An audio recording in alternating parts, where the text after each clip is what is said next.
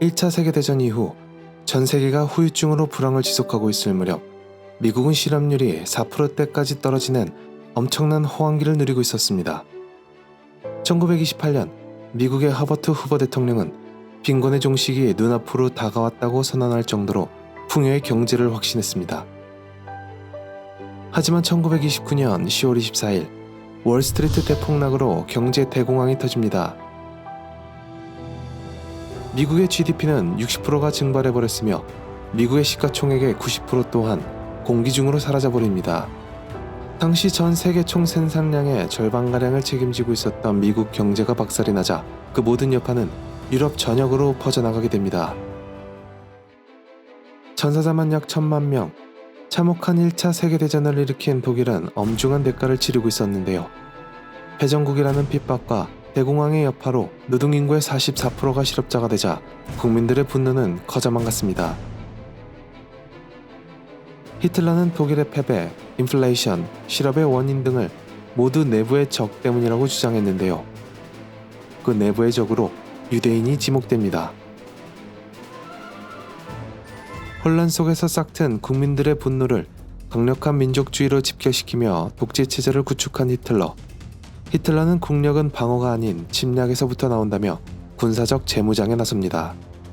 독일의 목표는 빼앗긴 영토를 다시 되찾고 승전 국가들의 간섭에서 벗어나는 데 있었는데요. 히틀러는 1933년 1월 30일 합법적으로 정권을 잡고 몇 달 안에 독재 정권을 정착시킵니다. 독일 영토에 비수처럼 박혀있는 폴란드와 체코슬로바키아의 영토. 독일 입장에서는 20년 전에 빼앗겼던 영토 회복은 필수 목표였습니다. 1938년 9월 30일 미넨에서 평화회의가 진행됩니다. 1차 세계대전에서 승리는 했지만 지칠 대로 지친 서유럽의 민주주의 국가들은 더 이상의 전쟁을 바라지 않았습니다. 그들은 어떻게 해서든 히틀러의 눈치를 봐야만 했는데요. 결국 이들은 히틀러의 요구를 들어주게 됩니다. 체코슬로바키아 주데텐란트 지역을 히틀러에게 넘기고 그 대가로 다른 유럽 국가의 영역은 침범하지 않는다는 약속을 받아냅니다. 하지만 이렇게 전쟁 재발을 막아보려는 유럽 국가들의 노력을 무시하고 히틀러는 차근차근 침공 준비에 들어갑니다. 1939년 8월 히틀러는 소련과 독소 불가 침조약을 맺고 한 달 후인 9월에 폴란드를 침공합니다. 역사적으로 군사 강국들의 잦은 침략에도 끝까지 저항을 해왔던 폴란드군. 하지만 이번에는 달랐습니다. 전차 부대를 앞세워 돌격하는 독일군 앞에서 오랜 전통을 지닌 폴란드 기병대는 속수무책으로 무너져 내리고 맙니다.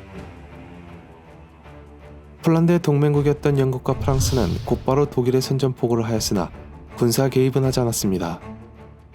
독일군의 전쟁 방식이 1차 세계대전과 같이 참호전일 거라 예상했기 때문인데요. 전쟁이 적어도 2주 동안은 교착 상태로 이어질 거라 예상했던 것입니다. 하지만 이러한 연합군의 판단은 완전히 틀렸는데요. 독일의 전투 양상은 1차 세계대전과는 전혀 달랐기 때문입니다. 기갑병력의 파괴력과 기동성을 알아본 독일이 전격전이라는 새로운 교리를 만들었기 때문인데요. 폴란드의 수도 바르샤바는 9월 28일 독일군에 의해 함락당하고 맙니다. 나치는 300만 명의 폴란드 유태인들을 잡아들였는데요. 노란 별 모양의 표식을 달고 강제 거주지인 게토로 들어갔습니다. 이 불행한 유태인들 중 한 명의 일기입니다. 신이 존재한다면 사람이 산채로 화로에 던져지거나 아기들의 작은 머리가 총 개머리판에 맞아 박살이 나고 자루에 넣어져 가스에 살해되도록 하지는 않을 것이다. 우리는 너무도 약하다. 이때까지만 해도 유태인들은 언젠가 집으로 돌아갈 거라는 확신을 잃지 않고 있었습니다. 다가올 대학살은 꿈에도 몰랐죠. 손쉽게 폴란드를 삼킨 독일의 다음 목표는 프랑스였습니다. 그러려면 독일은 천하의 최첨단 요새 방어선인 프랑스의 마지노선을 돌파할 만한 전술이 필요했습니다. 손쉽게 폴란드를 삼킨 독일의 다음 목표는 프랑스였습니다. 그러려면 독일은 천하의 최첨단 요새 방어선인 프랑스의 마지노선을 돌파할 만한 전술이 필요했습니다. 프랑스는 1차 세계대전의 지옥과 같은 참호전을 다시는 겪지 않기 위해 아주 거대한 요새를 건설합니다. 독일 국경에서 벨기에까지 이어지는 이 거대한 마지노선은 당시 약 160억 프랑이라는 천문학적 비용을 투자해서 만들었습니다. 마지노선은 식량 창고는 물론 지하철도망까지 갖춘 최첨단 요새였으며 모든 화포들은 자동화 시스템으로 설정되어 있었는데요. 프랑스는 그 누구도 이 완벽한 천하의 요새를 돌파할 수 없다고 확신했습니다. 1940년 5월 10일 독일의 침공이 시작됩니다. 이미 영국과 프랑스의 연합군이 서부 전선에 배치되어 있는 상황이었는데요. 연합군은 독일의 침공에 대비해 최종의 군단을 벨기에 전선에 배치해놓고 있었습니다. 독일은 3개 집단군을 만들어 3군데 지역으로 병력을 이동시켰습니다. B 집단군이 벨기에를 진격해 연합군의 병력을 상대하고 C 집단군이 마지노선을 견제 사격하는 동안 주력인 A 집단군이 벨기에와 프랑스 국경 사이에 있는 아르덴 숲을 돌파한다는 계획이었습니다. 당시 연합군 사령부는 어떠한 탱크도 숲이 우거진 언덕을 통과할 수 없다고 단언하고 있었는데요. 기갑병력을 앞세운 A 집단군이 아르덴 숲을 돌파해버립니다. 기갑병력을 활용한 독일군의 전격전에 연합군들은 속전속결로 돌파당하는데요. 탱크가 앞장서고 보병이 뒤따르고 사이렌이 장착된 극강화 폭격기 슈트카가 연합군의 부대를 하나하나 정밀 폭격을 하며 나아갑니다. 아르덴 숲을 돌파한 A 집단군은 마지노선을 포위하고 견제 공격하던 C 집단군이 마지노선을 함락시킵니다. 전격적으로 기동전을 수행하는 독일군 앞에서 고정진지인 프랑스의 자랑 마지노선은 너무나도 허무하게 무너져버리고 마는데요. 마지노선이 돌파되자 프랑스는 수도를 비시로 옮기고 파리를 무방비 도시로 선언합니다. 프랑스 본토에 있는 연합군 병력과 벨기에에 있는 최정예 병력이 분리되어 포위되자 연합군은 영국으로 철수하기 위해 됴케르크 항구로 집결합니다. 하지만 이때 영국을 더 이상 적으로 돌리고 싶지 않았던 히틀러는 기갑부대의 진격을 중지시키는데요. 상대적으로 해군력이 약했던 독일은 영국의 참전 포기를 희망했습니다. 1940년 5월 26일 영국의 처칠은 물에 뜰 수 있는 모든 선박을 동원해 됴케르크에 집결해 있는 연합군들의 구조를 지시합니다. 영국군 19만, 프랑스군 14만 명은 무사히 영국으로 철수하게 되는데요. 프랑스군은 조국을 되찾기 위해 다시 프랑스로, 영국군은 재무장을 위해 새로운 부대로 보내지게 됩니다.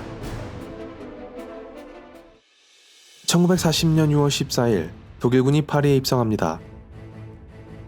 나치 독일의 깃발이 파리 전역에 펄럭이고 프랑스의 자랑인 기념물들은 조롱의 대상으로 전락하고 맙니다.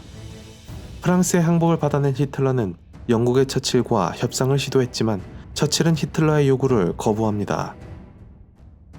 됴케르크 철수작전 때 모든 중장비를 됴케르크에 놔두고 온 영국은 심각한 무기 부족으로 국가 위기 상황이었지만 그렇다고 히틀러와 손을 잡을 수는 없었기 때문입니다. 1940년 여름 나치의 2인자 공군 총사령관 괴링이 자신감 있게 영국을 침공합니다. 영국의 군수시설을 폭파하고 물량으로 영국 공군들을 밀어붙이지만 영국군이 독일군의 애니그마 암호를 해독하면서 독일의 모든 전략이 노출되어 버립니다. 또한 영국의 호커 허리케인, 스피트파이어가 독일의 메서슈미트 BF-109에 밀리지 않는 성능을 보여주었는데요. 이때 우연히 베를린이 영국 공군으로부터 공습을 받자 히틀러는 모든 공군 작전을 중지하고 런던을 공습하라는 지시를 내립니다. 군수 및 항공기지에 집중되던 폭격이 런던으로 향하면서 전멸 위기에 있던 영국 공군은 다시 살아나게 됩니다. 소모전이 없어지자 재건할 시간을 번 영국군은 차근차근 전력을 가다듬기 시작합니다. 미국으로부터 수총과 대공포가 지급되었고 런던에 임시 정부를 두고 있던 여러 국가의 파일럿들이 영국으로 모여들어 독일 공군에 대항하기 시작합니다. 영국 침략 실패. 영국 정벌이 실패하자 초조해진 히틀러는 다음 계획을 빨리 진행해야만 했습니다.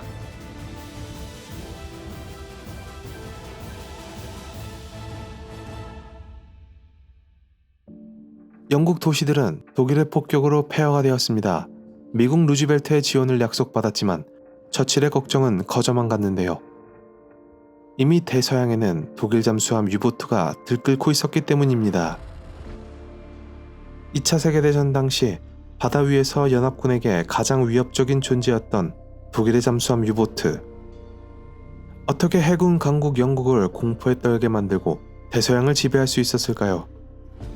독일은 영국에 가로막혀 바다로 나갈 수 없는 지정학적 문제를 가지고 있었습니다. 수상 전투에 있어 해군 강국인 영국을 상대할 수 없었던 독일은 모든 물자를 해상으로 수송해야만 하는 영국의 수송 선단을 격파하는 전략을 구상합니다.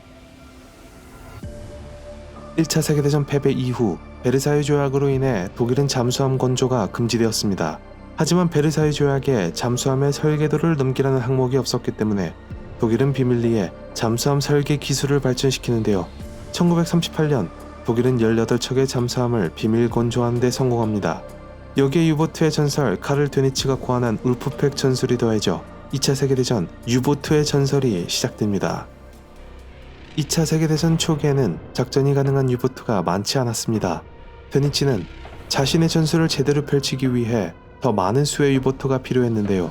그러려면 히틀러의 전폭적인 지지가 필요했습니다. 드니츠는 영국에서 가장 중요한 군사적 항구인 스키퍼 플로우 항구로 단 한 척의 유보트를 잠입시키는 작전을 실행합니다. 퀸터프린 함장이 이끄는 U-47은 1939년 10월 13일 오전 스키퍼 플로우 근처에 도착합니다. 스키퍼 플로우로 진입하려면 좁은 해협을 통과해야만 했는데요. 완전한 어둠이 내린 7시 30분에 천천히 움직이기 시작합니다. 퀸터프린 함장은 U-47을 부상시켜 바닥에 깔려있는 폐성과 기뢰를 피해가며 해협을 통과합니다. 목숨을 걸고 스키퍼 플로우 항구에 입성을 한 퀸터프린 함장은 정박해 있던 전함 로얄 오크호를 격침시키는 데 성공합니다. 전속력으로 탈출을 시도한 유보트, 영국군은 예상 가능한 통상 진입로에 폭내를 떨어뜨리기 시작합니다. 하지만 U-47은 예상을 깨고 초반에 힘들게 들어왔던 좁은 해협을 다시 통과해 유유히 사라져버립니다. 드니츠는 스키퍼 플로어에 있던 영국군의 주력 함대들이 흩어질 항로를 예측해 기뢰를 설치해놓고 있었는데요. 기뢰에 폭침되고 피해를 입은 영국군의 함선들은 영국의 서쪽편으로 이동해버립니다. 이제 히틀러의 지지를 받은 카를 드니츠의 유보트 군단은 울프팩 전술을 효과적으로 펼칠 수 있게 되었습니다. 울프팩은 늑대 무리를 의미하는 말인데요. 늑대가 무리지어 사냥하는 모습을 전술화시킨 것입니다. 울프팩 전술은 잠수함 하나가 연합군의 호송 선단을 발견하게 되면 다른 잠수함들을 무전으로 불러 모읍니다. 호출받은 유보트들은 자신들이 공격하기 제일 좋은 위치를 선점해 놓고 기다렸다가 호송 선단을 동시에 공격하기 시작합니다. 윈스터 처칠은 나를 정말 두렵게 한 한 가지는 유보트였다고 말할 정도로 재앙과도 같은 존재였는데요. 유보트는 1941년 한 해에만 총 400만 톤에 달하는 영국 선박들을 침몰시켰습니다. 이로 인해 10년 이상 걸려 양성한 유능한 영국 선원들이 대부분 전사하게 됩니다. 하지만 항공기의 도움을 받지 못한 유보트와는 달리 연합군에서는 항공기와 함정이 유기적으로 협력하며 유보트를 사냥하기 시작하는데요. 유보트의 흔적을 발견한 항공기가 근처에 있는 함정, 항공모함 등의 신호를 보내 추격을 지시합니다. 폭내를 떨어뜨려 충격파로 유보트 기체에 손상을 입히는 데 성공하면 근처에 있던 함정이 유보트를 들이받아 침몰시킵니다. 독일군 암호 장비 애니그마를 노획한 연합군은 독일군 암호를 해독하기 시작합니다. 암호 해독에 성공하면서 연합군은 이제 유보트의 전술을 파악할 수 있게 되었는데요. 미국의 공식적인 참전과 함께 유보트의 전술을 손에 넣은 연합군은 본격적인 유보트 전멸 작전에 들어갑니다. 유보트가 대서양에서 연합군의 호송 선단들을 격파하고 있을 무렵 전쟁이 장기화되자 소련의 풍부한 석유와 자원이 필요해진 히틀러는 소련과의 동맹을 파기하고 소련을 기습 침공에 들어갑니다. 핀란드, 루마니아, 슬로바키아와 헝가리 군대가 독일군 153개 사단을 뒤따르고 있었는데요. 3,000대 이상의 탱크, 7,000문이 넘는 대포, 3,000대 이상의 항공기를 앞세워 소련을 공격해 들어갑니다. 바르바로사 작전으로 불리우는 이 침공은 1,500km에 이르는 전선에 침공군을 집결시켜 세 방면으로 침투해 들어가는 작전이었습니다. 북부 집단군은 레닌그라드로, 중부 집단군은 모스크바로, 남부 집단군은 우크라이나와 코카서스 지방으로 공격해 들어가는 것이었는데요. 정격전의 창시자인 구데리안의 기갑 병력을 중심으로 독일군은 소련을 일방적으로 밀어내기 시작합니다. 소련군은 밀려들어오는 독일군의 병력을 제대로 방어하지 못하고 퇴각하기 시작하는데요.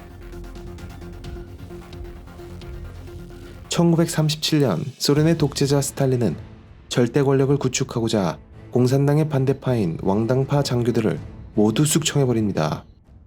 이때 대숙청 사건으로 수십만에서 수백만의 사상자가 나왔고 90% 이상의 군부의 지휘관들이 스탈린에 의해 죽임당하고 마는데요. 이로 인해 소련군의 지휘체계는 뿌리째 흔들리고 있었던 상황이었습니다. 1941년 9월 30일 남쪽에 있던 구데리아는 북쪽에 있던 군대들과 합류해 모스크바를 향해 진격하라는 히틀러의 명령을 받습니다. 하지만 가을비로 인해 끝없이 펼쳐진 진흙탕은 탱크도 말도 사람도 움직일 수 없게 붙잡아 버렸는데요. 지금까지 거침없었던 독일군의 진격은 여기서 잠시 멈추게 됩니다. 독일군이 예상치 못한 복병에 발이 묶이자 소련은 군대를 재정비하기 시작합니다. 스탈린은 레닌그라드 방어 임무와 모스크바 방어 임무를 소련의 전쟁 영웅 주코프 장군에게 일임하는데요. 주코프는 군사적 지식이 없는 정치 장교들을 자르고 능력 위주로 새로운 장교들을 발탁합니다. 대량 생산된 소련의 T-34 전차는 압도적인 물량으로 독일군의 자랑이었던 기갑 전력을 상대하기 시작했는데요. 지상에는 T-34가, 하늘에는 일루셜-2 슈트로모빅 폭격기가 독일군 지상 병력에 막대한 피해를 입히기 시작합니다. 슈트르모빅 시리즈는 36,000대가 생산되어서 2차 세계대전 중 가장 많이 생산된 기체가 되었는데요. 보급품이 부족해지기 시작한 독일군과는 달리 소련군은 막대한 보급품을 끊임없이 제작하기 시작합니다. 모스크바에서 수차례의 공방전으로 승기를 잡은 주코프는 바이패스 작전을 사용합니다. 공격에 탄력이 남아있을 때 공세를 중단하고 새로운 병력을 보충해서 다시 공세를 취하는 방법으로 독일군을 쉴 새 없이 공격하기 시작합니다. 결국 독일군은 모스크바를 눈앞에 두고 200km나 뒤로 밀려나게 되는데요.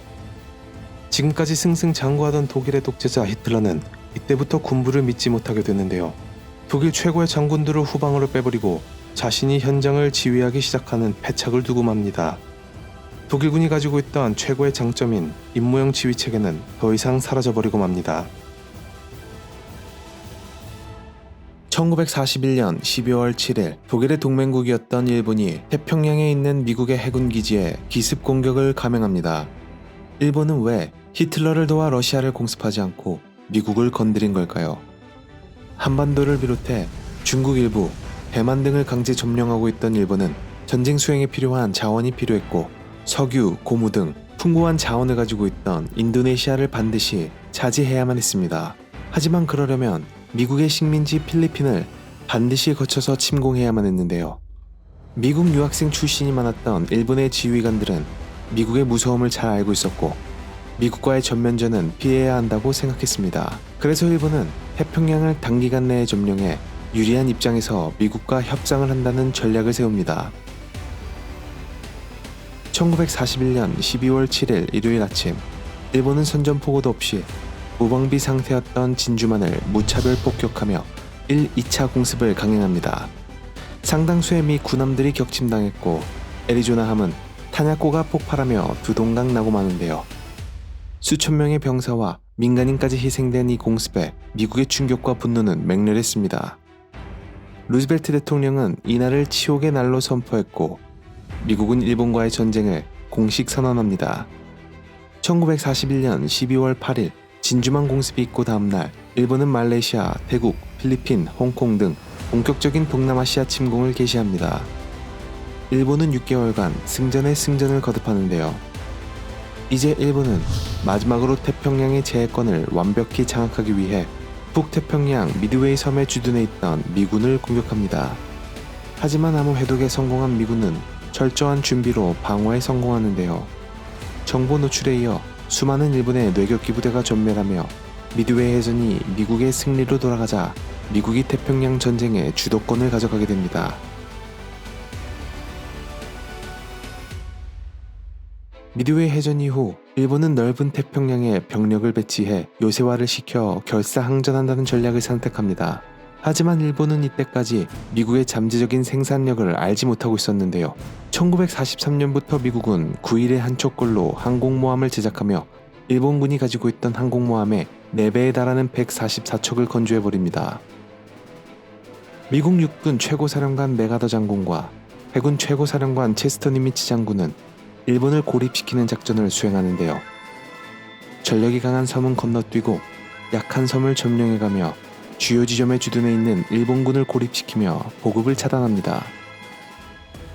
코카서스 유전지대로 가던 남부군은 히틀러의 명령으로 스탈린그라드로 집결하고 있었는데요. 히틀러의 명령에 26만의 독일군이 진격하고 스탈린 역시 결사항전을 명령합니다. 무차별 폭격과 시가전으로 도시는 폐허가 되어버리는데요. 약 80일 동안 수백만 명의 사상자가 낳은 혈전이었습니다. 스탈린그라드가 독일군 수중에 떨어지자 주코프는 상대적으로 약한 주변의 추축군들을 하나하나 전멸시킨 후 독일군을 포위해버리는데요. 결국 소련군의 포위를 뚫지 못하고 스탈린그라드에 갇힌 독일군은 항복을 하고 맙니다. 이성을 잃어버린 히틀러는 주변의 장군들의 만류에도 불구하고 최대 규모의 기갑전을 준비하는데요. 쿠르스크 전투는 한 달 기간 동안 양군 합해서 병력 200만, 전차 6,000대, 항공기 4,500대가 출동하는 최대 규모의 기갑전이었습니다. 독일군의 자랑 기갑 병력이 소련군에게 많은 피해를 입혔지만 압도적인 물량과 지형의 이점을 이용한 소련군의 전술에 밀려 독일의 기갑 전력은 회복할 수 없을 정도로 파괴되어버리고 맙니다. 이렇게 히틀러의 마지막 공격인 최대 규모의 기갑전 쿠르스크 전투 또한 독일군의 패배로 끝이 납니다. 이 무렵 미국과 영국의 연합군은 북아프리카에 상륙하여 이탈리아를 공격했고 파시스트 정부의 무솔리니는 무너지며 무조건 항복을 선언합니다. 또한 대서양에서 연합군의 호송선단을 격파하던 독일 해군의 자랑 유보트는 미국이 참전하면서 연합군의 배가 침몰되는 척수보다 만들어내는 척수가 더 많아지며 전세가 역전되기 시작하는데요. 미국은 상상을 초월한 공업력으로 리버티급 수송선과 화물선 등을 쉴 새 없이 찍어내기 시작합니다. 1,800톤의 화물을 적재할 수 있는 리버티함을 80시간 만에 한 척을 건조해버립니다. 더 이상 아무런 지원을 받지 못하게 된 유보트는 하루 종일 하늘 위에서 감시하는 항공기 때문에 계속해서 자망을 해야만 했고 충전을 위해 부상하면 구축함과 폭격기의 공격을 받아야만 했습니다. 2차 세계대전 동안 1,500만 톤의 상선을 격침시킨 유보트는 총 820척의 유보트 중에 718척이 침몰당하고 3만 9천 명의 잠수함 승조원 중 3만 2천 명이 전사하게 됩니다. 1944년 6월 연합군은 프랑스 노르망디 지역에 3주 동안 약 150만 명에 달하는 병력을 상륙시켜 독일군을 몰아내고 프랑스 해방을 성공시킵니다. 낮에는 미군 폭격기가, 밤에는 영국군 폭격기가 독일의 여러 도시들을 파괴하는데요. 연합군의 폭격으로 일반인 사상자가 60만 명에 이르렀고 700만 명이 집을 잃었습니다. 이는 전략적인 폭격 작전의 결과였고 그 목적은 독일의 버팀목이었던 산업과 인적 자원을 파괴하는 것이었습니다. 1944년 8월 노르망디 상륙 작전과 바그라티온 작전 성공으로 연합군은 독일을 양쪽에서 공격해 옥죄어 들어가기 시작하는데요. 프랑스 타란에 이어 벨기에, 네덜란드까지 구한 연합군은 독일 본토 앞까지 진격해 들어갑니다. 독일 도시들이 하나씩 파괴되자 나치는 16세부터 60세까지 모든 독일 남자를 강제 징집해 국민 돌격대를 조직합니다. 그들은 돌격대에게 조국을 위해 용감히 싸우고 아돌프 히틀러를 위해 죽을 것을 명령했는데요. 히틀러는 독일이 4년 전 프랑스를 점령할 때 큰 효과를 봤던 아르덴 공세의 영광을 다시 한번 재현해보려 남아있는 모든 병력을 끌어모아 마지막 발악을 해보았지만 미국의 끝없는 물량 공세와 패튼 장군의 결정타로 히틀러의 회심의 마지막 공격은 실패로 돌아갑니다.